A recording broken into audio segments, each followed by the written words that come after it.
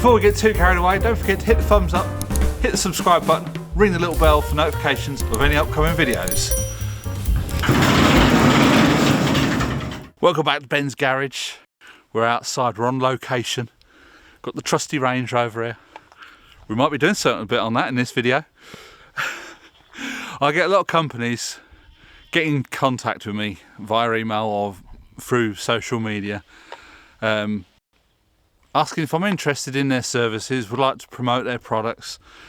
Now, 9 times out of 10, it's utter garbage that they're trying to promote. Whether it's because I'm just a small YouTuber or what, but I get people on Instagram, would you like to promote our activewear? Have you seen me? For a start, I'm not very active. I'm in a wheelchair. And other things that people, would you like to your channel looks like a really good fit for us. And it's like, it's not car related. This is Ben's Garage. We love our Range Rovers and we like trying to fix things in the garage.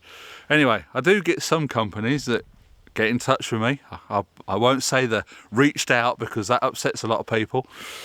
In this particular instance, somebody sent me an email, would you like to test some of our products? And I thought it was a bit of a scam to start with because they said, you buy it on Amazon and we'll reimburse you. It's like, no. Anyway, I emailed the actual company and they said, oh yeah, that is the way we do it. But anyway, they decided they was going to send me something. They wanted to send me a charger. Now, I have got the C-Tech charger and that's bloody amazing. But the charger they wanted to send me for this, the original one was going to be all right, but that was out of stock. And then the charger they wanted to send me out only goes up to an 80 amp battery. Well, this is a 95 amp hour amp battery. The other battery that I had on it was 110 amp. So that charger isn't really relevant for Range Rovers. So I said, well, you can test a battery tester or an OBD scanner. I thought, well, I've got the iCarsoft and I've got the gap tool. I don't really need another one because what do you do with it once you've tested it? I gave the last one to my cousin. So I went for the battery tester. Here we go. This is by Topdon. This is their RT Battery 101 and this is the new version of the RT Battery 101. You'll notice, I don't know if you can see that, the writing on there is slightly different to all the other videos on YouTube that have tested or reviewed the RT Battery 101. The interface is slightly different on this, whereas before you'd go into it and it would ask you what you wanted to do. This comes up in a list, as we'll see when we plug it on the Range Rover. Now, the earlier ones, there was a lot of complaints that people were saying it's advertised as a TFT screen. This one was advertised as a 2.4 inch LCD screen. That's more like it. Now, it's plastic, but the buttons feel good. The cable's not brilliantly long, but it's long enough, it does the job. Now you will notice in here, there's two, I don't know if you'll be able to see in there. There's 2 wires going to there, you've got a red and a yellow, and in here you've got a black and a green.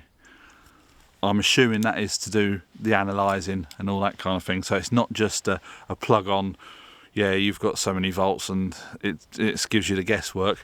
Now, when you plug it on, you do have to tell it what sort of battery's on your car. On the case of the Range Rover, it's an AGM battery. Now, I did have a lead acid battery fitted on it. We'll go and check that one out in the garage shortly. But I've got another AGM battery in there.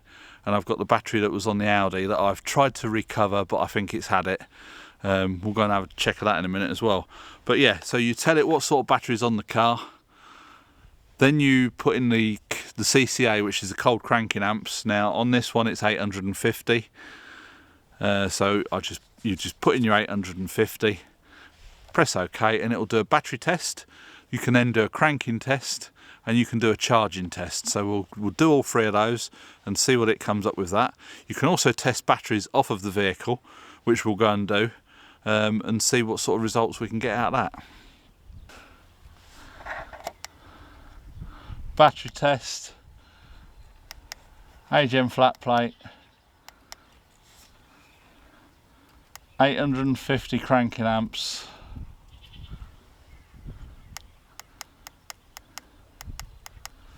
okay.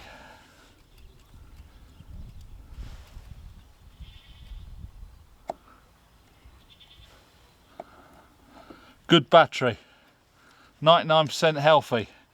So we'll come back, we'll do the cranking test. So just start engine please, Hobbit.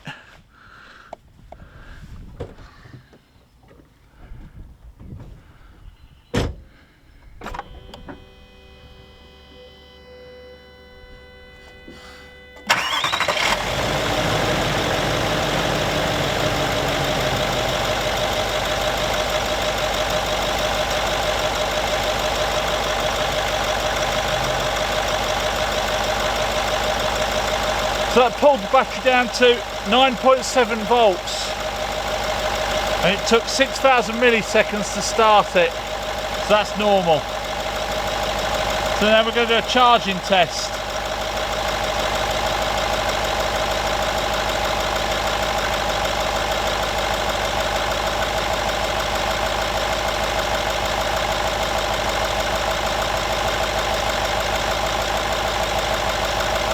Can you lift the RPM up to 2,500?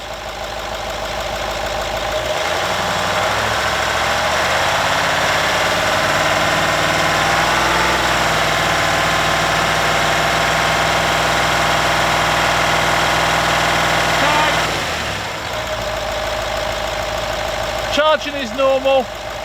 Loaded 13.88, unloaded 13.94. Ripple 7 millivolts, whatever that is. Charging normal.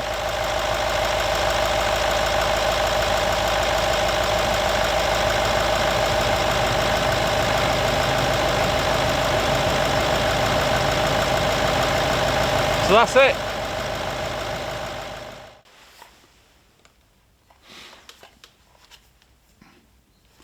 Positive, negative. So we'll go for a battery test. It's a regular flooded. It's 640 cranking amps.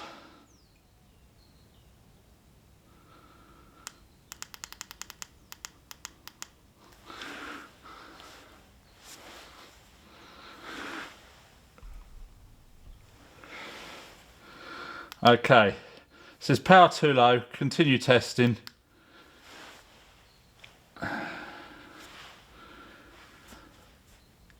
Now this battery I've had charging overnight with the C-Tech charger, so this is after charging.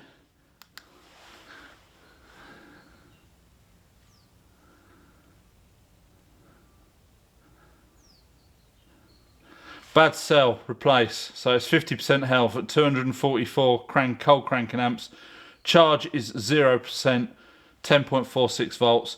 Internal resistance is 12.29 milliohms. So that battery's had it, basically.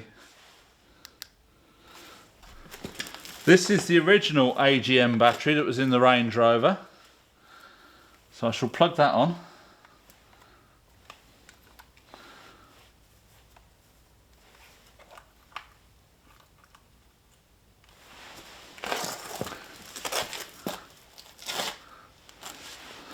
Right, 11.95 volts. Battery test. This is an AGM flat plate. Cold cranking amps is 800 amps.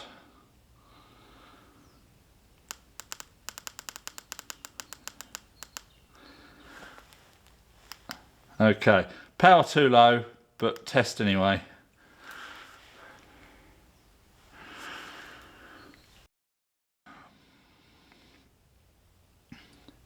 That's saying healthy, 9%, 239. Charge 0, but it's 11.9. Internal resistance, 10.38 milliohms. And it says retest after charging. So I'll charge that one back up and we'll test it. This is the lead acid one that we fitted in the Range Rover, thinking we was being clever. Fitting the biggest battery we could.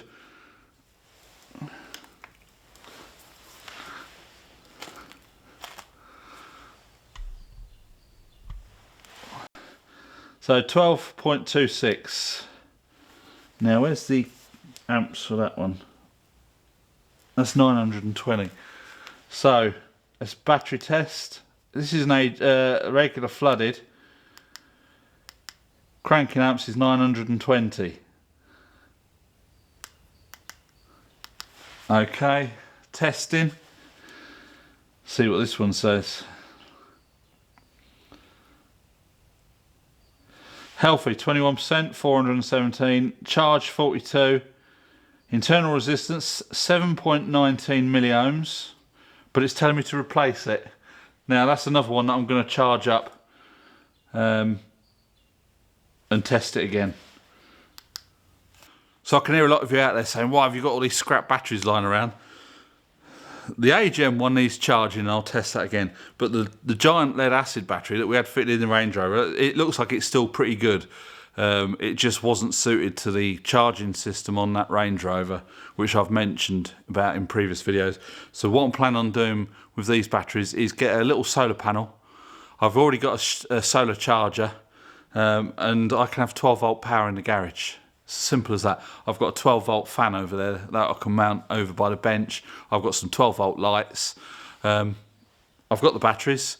I've got the solar charger. It's only going to be a case of a bit of wiring and a solar panel. So that's why I've still got them. The Super U battery that was on the Audi will go for scrap. Next time scrap man's round, I shall say I've got a battery, you can take it. That's got a bad cell on it. And when I've charged it up, I can open the garage door and I could smell all the gas. And when I unplugged it, the charger was quite hot, the battery was quite hot, and it was bubbling a little bit. So that's that. The Super U battery in the garage that came off the Audi is fried. That's been, I think I remember my dad saying when he fitted that, because it was a French battery, it's come from the Super U supermarket, but the car's just been sat and it's got a bad cell, needs replacing, so that'll go for scrap. The Range Rover all checks out okay, and the other two batteries I'll charge them up fully and test them again. But yeah, it seems to work quite well for the price of them. It's just a handy thing to have in your garage for checking your batteries. It takes a lot of the guesswork out of things. You can do all these things with a multimeter, and you know, if you know what you're doing. But this, although it doesn't put a load on your battery, I don't know, in the specifications it might say what amps and that a load it puts on, but when I was back in the garage days, we used to have a big load tester that had like a big element in it. So you plugged it on the battery, you pressed your button, you watched the needle go up, and the element inside it glowed red. You know, it was putting a big load on the battery, and that would tell you if, I don't know if they've still got them, if that's what they use, but a lot of places, garages, tyre centres will use something like this. Now you've got to be a bit careful, because there is a bit of a scam going around where they put in the different cold cranking amps and it gives you a false reading, especially the ones that have got a printout on them. They'll give you the printout and it says your battery's knackered, you need to get it changed, when your battery might be alright. So if you've got something like this, you could check your battery yourself, and you've not got to rely on somebody telling you, yeah, you need a new battery. Because there are a lot, especially tyre centres in the UK, they don't rip people. Well, they do and they don't. I worked at a tyre centre, and I would have nothing to do with tyre fitting. I was there as an MOT tester and service technician, and a lot of the tyre fitters are on commission. If they can sell you a set of brake pads, they get commission for that. You know, it's all that kind of thing. And I just didn't want anything to do with any of that, so I ended up just doing MOTing in the end. I would do the service, tell the manager what faults, or you know, we'd have to go right down, measure the brake discs and this, that and the other, write down all the measurements, and then he would get on the phone to the customer and try and sell them parts. I would get commission on that, but I didn't have to sell it to them. Whereas the tyre fitters, the customers were in the waiting room, they had to go in and try and sell them a set of brake pads or a pair of shock absorbers or something like that. So a lot of these quick fit, not just quick fit, but these rapid fit tyre centres are a bit crafty. They'll measure your battery and they put the wrong CCA in, so just be wary of that. So these are relatively inexpensive and they do work. And it's just a handy thing to have kicking around in your garage, in your toolbox. It seems to work quite well. I was a bit worried about the Range Rover because it's got this smart charging system on it, and I thought this would sort of act up a little bit funny, but it came up and it said it was charging fine, even though the charge rate did look quite low on here, it's enough for the Range Rover.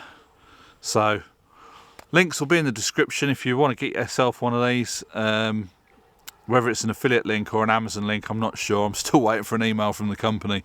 But if you order one of these, I get a few pennies back for it, and it just helps the channel out. So that's it for this, the Top Don RT Battery 101. So that's it for this video. We'll catch you in the next one. Bye for now.